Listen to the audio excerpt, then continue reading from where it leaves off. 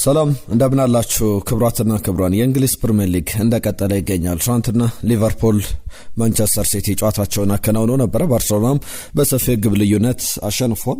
ስለ ፕሪሚየር ሊጉ ስለ አውሮፓ ሊጎች ጨዋታዎች እናነሳለን። የሩበን አሞሪም የመጀመሪያ ጨዋታ በኤስ ሚላን ቤት በሴሪያው ላይ ተመልክተናል። ሌሎች በርከት ያሉ ያልተሰሙ ጉዳዮችን እያነሳሳን እንቆያለን። ትናንትና በዝውውር ጉዳዮችም ማምሻውን ዛሬ ጠዋትም የተማናቸው አዳዲስ የሚባሉ ጉዳዮችንም እየነገርናችሁ እንቆያለን። በቻላችሁት በያላችሁበት አብራችሁን ቆዩ። ዛሬ የቼልሲና የፉላም ጨዋታ ይጠበቃል። ግምቶቻችሁን ላኩልን። ቼልሲ ከፉላም ስለ ስንት ይጠናቀቃል? ሀሳብ አስተያየቶቻችሁን እንቀበላለን። ይህንን ቪዲዮ ላይክ አድርጋችሁ ጀምሩ። ትናንት ማንቸስተር ሲቲ ከሞላ ጎደል ተሸንፎ ጀምሮ ነበር ማለት ይቻላል። ታቨርነር 26ኛው ደቂቃ ላይ ባስቆጠራት ግብ ቦርመዝ 1-0 ይመራ ነበር እስከ 89ኛ ደቂቃ ድረስ። ትናንትና ማንቸስተር ሲቲ አማካኝ ስፍራ ላይ የሮድሪን መውጣት ተከትሎ በጣም ጥሩ ተጫዋች ያስፈልገዋል ሲባል ነበር። አሰልጣኝ ኤንዞ ማሬስካም ይህንን ጉዳይ ሲያነሱ ነበር። በትናንትናው ጨዋታ ላይ ደግሞ አማካኝ ስፍራ ላይ የተመለከትነው ባልተለመደ መንገድ ማርክ ጌይ ነበረ። ማርክ ጌይ ወደ አማካኝ ስፍራ ገብቶ ከኤሌት አንደርሰን ጋር ተጣምሮ ሲጫወት ነበር። በትናንትናው ጨዋታ ላይ ሌሎች የማንቸስተር የሲቲ አማካዮች ነበሩ። ለምሳሌ ማቴዮ ኮቫቺች በዚህ ቦታ ላይ መጫወት የሚችል ነው። ማቲያስ ኑኔዝ ተረሳ እንጂ የመስመር ተከላካይ ይምሰል እንጂ በዛ ቦታ ላይ መጫወት የሚችል ተጫዋች እንደሆነ ይታወቃል። ኒኮ ጎንዛሌዝ በጨዋታው ላይ ነበረ። ወደ ሜዳ ሳይገባ ጨዋታው እየተጠናቀቀበት ምሽት ነበረ ትናንትና ጨዋታውን የተመለከት ነው። ነገር ግን ማርክ ጌይ በቀድሞ ክሪስታል ፓላስ አምበል በኮሚኒቲ ሺልድ ባለፉት 2 ዓመታት ሲጫወት ተመልክተናል። በፍጻሜው ላይ ለማንቸስተር ሲቲም ለክሪስታል ፓላስ እና የተጫዋች ትናንትና አማካኝ ስፍራ ላይ ነበረ። 84ኛው ደቂቃ ላይ ግብ አስቆጠረ። በጨዋታው ላይ እንግዲህ ሙሉ 90 ደቂቃውን በዛ ቦታ ላይ ነበር ያሳለፈው። ጄስኮ ግቫርዲዮል ሌላኛውን ግብ 91ኛ ደቂቃ ላይ አስቆጥሮ ሲቲ ከቦርመዝ ፈተና እንግዲህ ነጻ የወጣበት ጥሩ ውጤትም ይዞ የወጣበትን ተመልክተናል። እንዳጠቃላይ ባለፉት 4 የማንቸስተር ሲቲ ቋሚ አሰልጣኞችን እንመልከት። ለምሳሌ በስቶክ ሲቲ ጨዋታ የጀመሩት ማንቺኒን እናስታውሳለን። 2-0 አሸንፈው ነበረ የጀመሩት። ከዛ ውጪ በ4-0 አሸናፊነት ደግሞ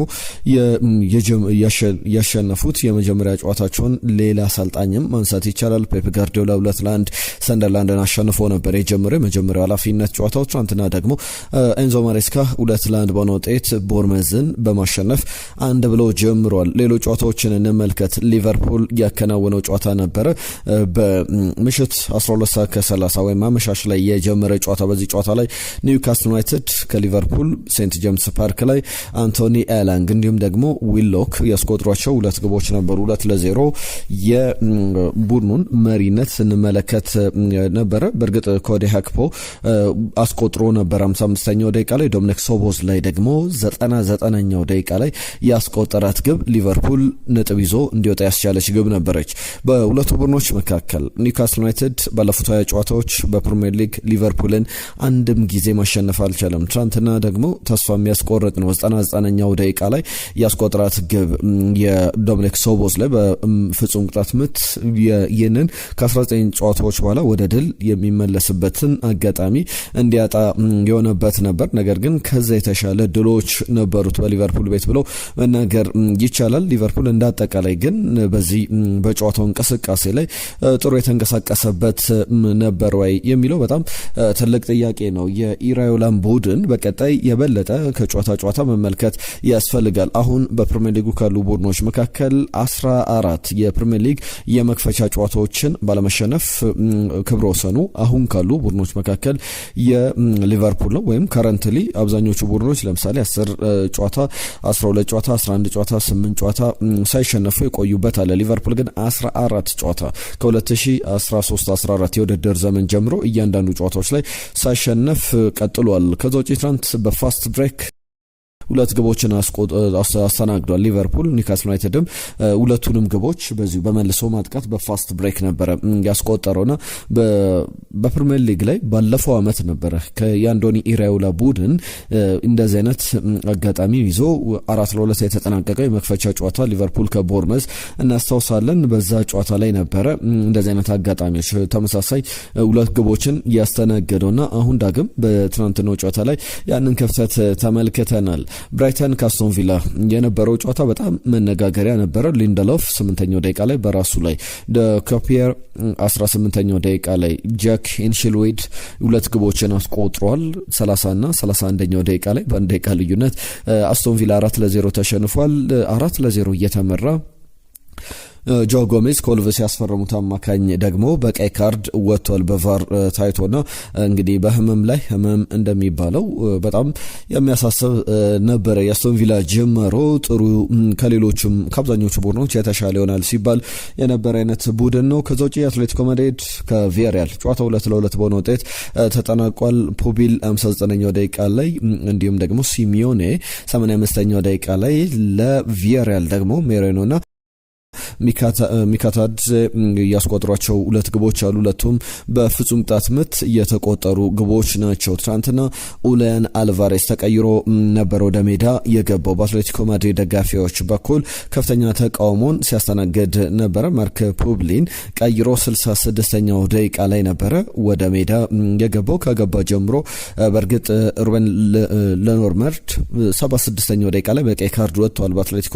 ማድሪድ በኩል ጨዋታውም ሲጠናቀቅ ወደ አትሌቲኮ ማድሪድ ደጋፊዎች ሄዶ ደጋፊዎቹ ሌሎች ተጫዋቾች ደጋፊዎችን ሰላም ሲሉ ያው ከጨዋታ መጠናቀቅ በኋላ በዛ በስቴዲየም ለተገኙ ክብር ለማሳየት ጥረት ይደረጋል። ነገር ግን በቡድኑ በኩል ወደዛ እንዳይሄድ ተደርጎ ነበርና በጣም የሚያነጋግር ነበር። እንደ አጠቃላይ ከቡድኑ ጋር በተያዘ እነዚህ የሚነሱ ናቸው። የአትሌቲኮ ማድሪድ ደጋፊዎች let him live forever እስከ መጨረሻው ቡድናችንን ለቆለን ይሄድ እያሉ ሲዘምሩ ነበረ። በስቴዲየሙ ከፍተኛ ተቃውሞን አስተናግዷል። ፊቱ ላይ ደስተኛ እንዳልሆነ ፊቱ ብቻ ብዙ መናገር ይችላል።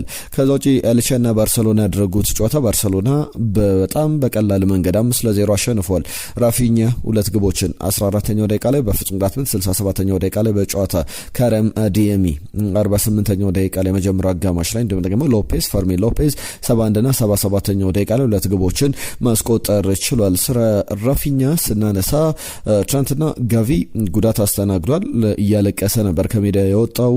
ትንሽ ከባድ መስሎት ነበር። እንዳሰበው በጣም ከባድ አይደለም። ነገር ግን ሙሉውን ነገር ለማወቅ የመጨረሻዎቹን ቀናት መመልከት የኤምአርአይ ምርመራውንም ማየት ያስፈልገናል ሲሉ ነበር አንዜ ፍሌክን በተመለከተ። ከዛ ውጪ ግን ራፊኛን በተመለከተ የቀይ መስመር አጥቂ ሆኖ እንዲጫወት ነበር ወደ ባርሰሎና የመጣውና ኦዝማን ዴምቤሌ ነበረ። ኦዝማን ዴምቤሌ እስኪወጣ መጠበቅ ነበረበትና ከዛ በኋላ ደግሞ የላሚን ያማል መምጣት ያንን ቦታ በላሚን ያማል እንዲያዝ አድርጎታል። ነገር ግን ባርሰሎና ያለ ራፊኛ አንድ አይደለም። ራፊኛ ያለበትና የሌለበት ቡድን የአንዚ ፍሊክ ቡድን እሱ ቢኖር ምናልባት ከባለፉት ሁለት የቻምፒየንስ ሊግ ዋንጫዎች አንዱን ማሸነፍ የሚችልበት እድል ይኖራል ተብሎ ይነገራል። ከዛ ውጪ ያንን በደንብ እኛም መመልከት እንችላለን። የ9 ቁጥር ተጫዋች ሆኖ ነበር ትናንትና የገባው። ነገር ግን ባርሰሎና በፈለገበት ቦታ ሁሉ ሲጠቀመው ነበር። አንቶኒ ጎርደን አዲሱ ፈራሚ የመጀመሪያ ቅያሬው ላይ በ6 ደቂቃ 2 ለግብ የሆኑ ኳሶችን አቀብሏል። ጥሩ ጅማሮ አድርጓል ማለት ይቻላል። ፈርሚን ሎፔዝ ደግሞ ዓለም ዋንጫው ላይ አልነበረም። በጣም የሚያስቆጭ ጊዜ ነበር ያሳለፈው በጉዳት ምክንያት ከስፔን ብሔራዊ ቡድን ከባርሰሎና 8 ተጫዋቾች ውጪ እንግዲህ 9ኛ ተጫዋች መሆን የሚችልበት ነበር። እንደ አለመታደል ሊቆጠርበት ይችላል። ያንን ተመልክተናል። ዩቬንቱስ 1-0 ተሸንፏል። ኤሲ ሚላን 2-1 በሆነ ውጤት ሲሴና ራቢዮ ባስቆጠሯቸው ግቦች ቶሪኖን ማሸነፍ ችሏል። የሩበን አሞሪም ቡድን በጣም ዶሚኔት አድርጓል ጨዋታውን። በጣም ፍጹም ብልጫ ነበረው። ነገር ግን የመጀመሪያውን ግብ ለማስቆጠር 64ኛው ደቂቃ ድረስ መጠበቅ ነበረበት። የትናንትና ጨዋታዎች ከሞላ ጎደል እነዚህን ይመስላሉ። ፓሪስ ሳን ጀርመንም የመጀመሪያውን ጨዋታ ባቻ ውጤት አጠናቋል። ፌራን ቶሬሽ 71ና 82ኛው ደቂቃ ላይ ተቀይሮ ገብቶ ሰከንድ አፍ ላይ 2 ግቦችን ማስቆጠር ችሏል። የትናንትና ጨዋታዎች እነዚህን ይመስላሉ። ዛሬ ቸልሲ ከፉልሃም የሚያደርጉት ጨዋታ በክራቨን ኮቴጅ ይጠበቃል። ምሽት 4 ሰዓት ላይ ይደረጋል። የፕሪሚየር ሊጉ የመጀመሪያው ሳምንት የመዝጊያ የቸልሲና የፉልሃም ደግሞ የመክፈቻ ጨዋታ ዛሬ ተጠባቂ መርሃ ግብሮች ናቸው። እነዚህን ጨዋታዎች በተመለከተ ግምታችሁን ለኩል በተለይ ቸልሲ እንዴት ያለ ቡድን ሊሆን ይችላል? አሰልጣኝ ቻቪ አሎንሶ ቡድኑን የበለጠ አዋቅረው የተሻለ ቡድን ይዘው ይቀርባሉ የሚለው የብዙዎች መጠበቅ ነውና ያንን በተመለከተ የምናነሳቸው ጉዳዮች ይኖራሉ። በዚሁ ወደ ሌሎች የዝውውር ሀሳቦች አልፈናል። አብራችሁን ስላላችሁ እናመሰግናለን። መልእክቶቻችሁን ላኩልን። ይህንን ቪዲዮ ላይክ አድርጋችሁ እንደጀመራችሁ ተስፋ እናደርጋለን። የጋብሪኤል ማርሴሊ ጉዳይ ትልቁ የዕለቱ መነጋገሪያ ጉዳይ ነው። ጋብሪኤል ማርሴሊ ወደ ሳውዲው አልሂላል ለመሄድ አርሰናል ከክለቡ ጋር ድርድር እያደረገ ይገኛል። በክለቡ እንዲለቅ ይፈለጋል። ያንን ደግሞ በአርሰናል በጣም የቀድሞ ተጫዋቾች በትንታኔ ደረጃ ብዙ በፑንዲትነት ብዙ መገናኛዎች ላይ ሲሰሩ እና ቀለ ማርቲን ኮይንን ኤራይትን ሌሎችንም ቲየሪ ዳንኤል ኦንድሪን ጨምሮ ማንሳት ይቻላል። ግን አንድም የአርሰናል የቀድሞ ተጫዋች ስለ ቡድኑ መጥፎ ሀሳብ ሲሰጥ አንመለከትም። ኤራይት ግን አሁን በጋብሪኤል ማርሴሊ ጉዳይ ላይ ተቃውሞውን እያሰማ ይገኛል። አስቀድሜ ዝውውሩን ላንሳ። አሁን ሁለቱ ክለቦች ድርድር እያደረጉ ይገኛሉ፣ አልሂላልና አርሰናል። አልሂላል ከጋላታሳራይ ትንሽ መጠነኛ ለውጥ ያለው እስከ 50 ሚሊዮን ዩሮ ለመክፈል ፍላጎት አለው። ጋላታሳራይ 38.54 ሚሊዮን ፓውንድ ነበረ ያቀረበው። በዚህ ሂደት ደግሞ ከጋብሪኤል ማርሴሊ ጋር በተያዘ እንዳጠቃላይ በአርሰናል ቤት እንደማይፈለግ ማሳያዎች አሉ። ባለፉት 2 ጨዋታዎች ላይ የኮቬንትሪ ሲቲ ጨዋታ ከዛ በተጨማሪ በኮሚኒቲ ሺልድም ጨዋታ ከስብስቡ ውጪ እንደነበረ ይታወቃል። በተቀያሪ ወንበር ላይ እንኳን እንዲቀመጥ ፍላጎት የለም በአርሰናል በኩል። ተጫዋቹ አንደኛ ጥሩ ገንዘብ ይከፈለዋል። ከ180 ሺህ ፓውንድ በላይ ሳምንታዊ ደሞዙ ነውና ያንን ደግሞ ከፍሎ ክለቦች ያዘዋውሩታል ማለት በጣም ከባድ ሊሆን ይችላልና ጋብሪኤል ማርሴሊን በተመለከተ ሁለቱ ድርድር ላይ ይገኛሉ። አርሰናል እንደ ዳቪድ ኦርነስቲ ሌሎችም ብዙ መገናኛዎች ዘገባ ከሆነ 60 ሚሊዮን ፓውንድ ለተጫዋቹ ዝውውር ይፈልጋል። 53 ጨዋታዎችን ባለፈው የውድድር ዘመን አድርጓል። 11 ግቦችን አስቆጥሯል። በቻምፒየንስ ሊግ ብቻ 6 ግቦችን ያስቆጠረ ተጫዋች ነው። አሁን አርሰናል ይህንን ተጫዋች በጭራሽ በክለቡ ማቆየት አይፈልግም። አንደኛ በዚህ ወቅት ላይ መሸጥ ይፈልጋል። የተጫዋቹ ኮንትራት 2027 ላይ በአርሰናል መብት ይጠናቀቃል። አርሰናል ደግሞ ልጨምር ካለ 1 ዓመት መጨመር 12 ወራትን የተጫዋቹን ውል ማራዘም ይችላልና ያ እየተነሳ ያለ ጉዳይ ነው። ኤራይት ምንድነው የሚለው? እኔ በዚህ መንገድ ጋብሪኤል ማርሴሊ ትሪት መደረግ የለበትም። ከክለቡ እንዲወጣ ሊፈለግ ይችላል። ሌሎችም አማራጮች ሊኖሩ ይችላሉ። ነገር ግን ትክክለኛው መንገድ አይደለም። አርሰናልም እንዲወጣ ቢፈልገው እንኳን በዚህ መንገድ እንደዚህ አይነት ኮሙኒኬት እንኳን ያደረጉት አይመስለኝም የሚል ሀሳቡን ሲሰጥ እንደነበረ ተመልክተናል። ሁሉም አርሰናል ጉዳይ ከዚህ ጋር በቀጥታ የሚገናኝ ነው። ሌሎችም ጉዳዮች አሉ እናነሳለን።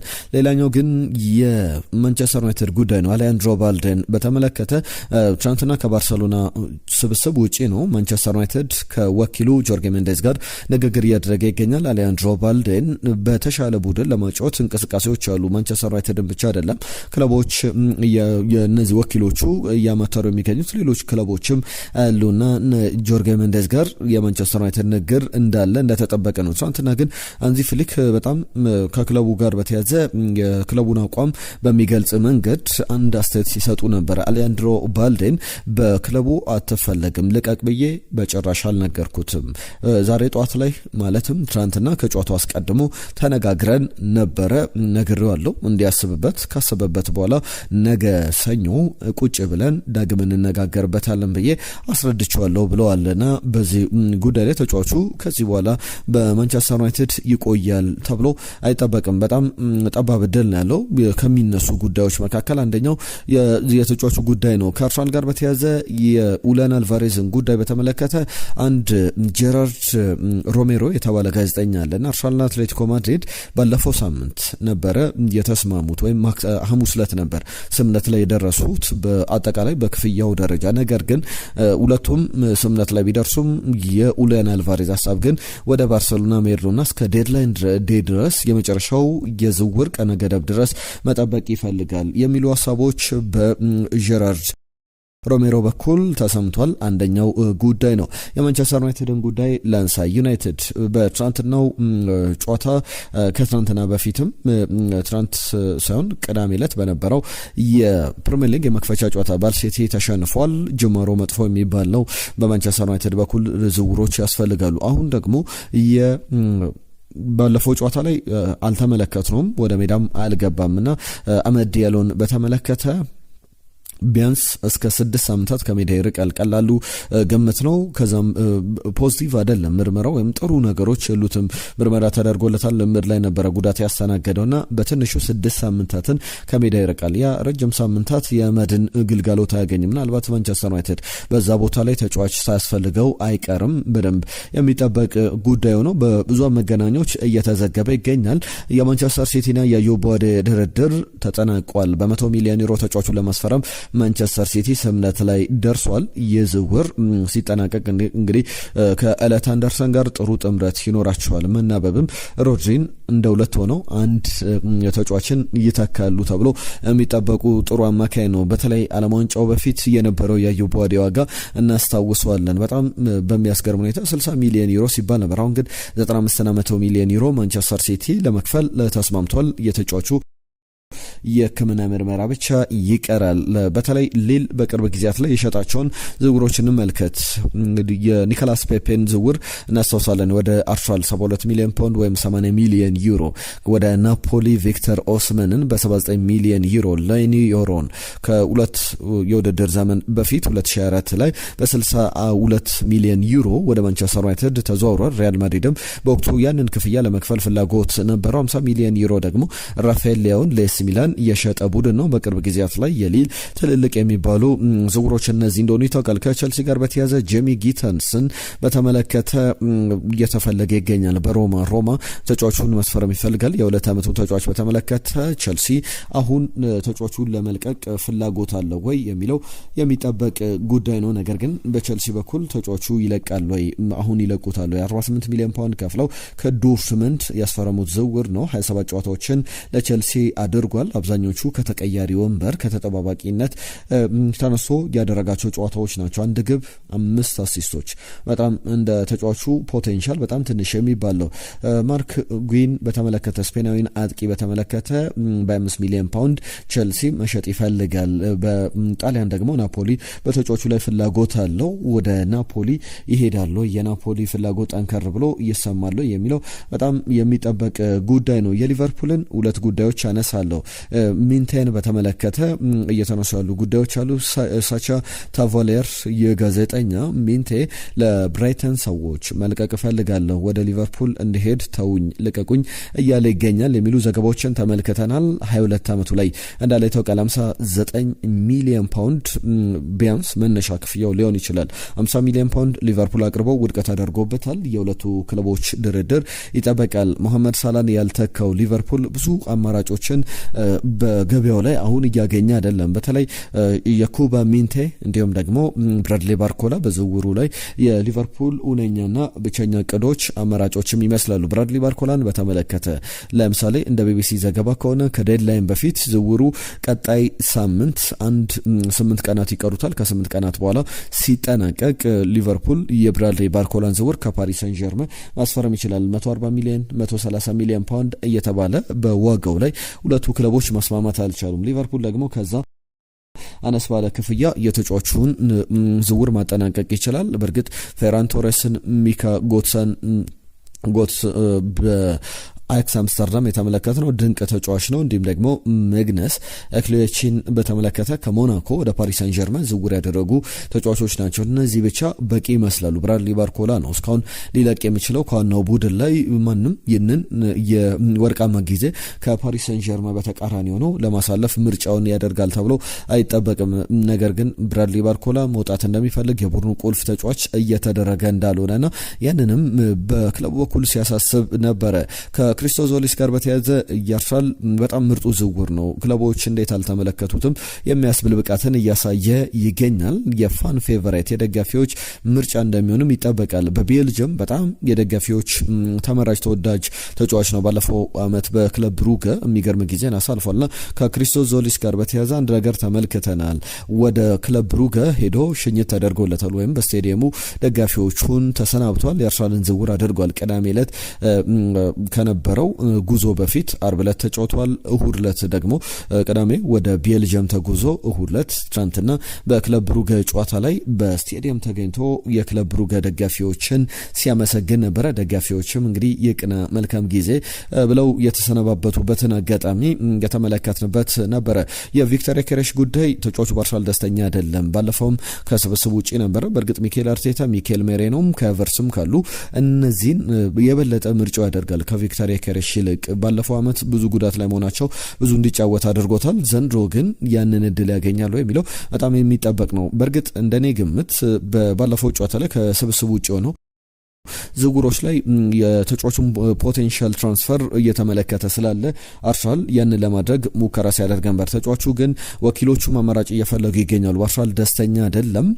በተለይ ከአንዳንድ ክለቦች ጋር ባርሰሎናን በጣም ተጫዋቹ ፍላጎቱ ወደ ባርሰሎና መሄድ ሆኗል። የባርሰሎናን ፍላጎት አሉ ሁለቱ ክለቦች፣ ግን አርሰናልና ባርሰሎና ምን ያክል ይስማማሉ የሚለው የሚጠበቅ ነው። የ8 ዓመቱን ክሪስቶፍ ኦንኩንኩን በተመለከተ ወደ ነበረበት ቡድን ወደ ቀድሞ ቡድኑ አርቢ ላይፕዚግ ተመልሷል።